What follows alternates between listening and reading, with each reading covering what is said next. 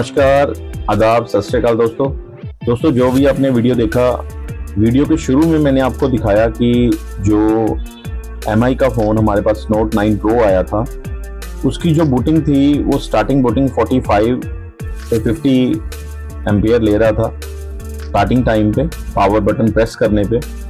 तो मैंने उसको डायग्नोस किया।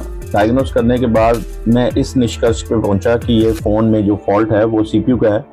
तो CPU रिवॉल्व किया दोस्तों। मैंने वीडियो के अंदर आपको क्लियर कट दिखाया हुआ है कि कैसे मैंने CPU, पेस्टेड CPU है, उसको कैसे निकालना है, कैसे दोबारा से पेस्ट करना है, वो सारा प्रोसेस मैंने इस वीडियो के अंदर आपको बताया है।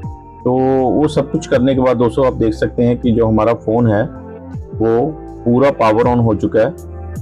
तो आप देखिए कि अभी सेकंड लोगों पे हमारा फ़ोन आ रहा है। तो कस्टमर का डाटा इंपॉर्टेंट था, तो आप देख सकते हैं कि जो फ़ोन है अभी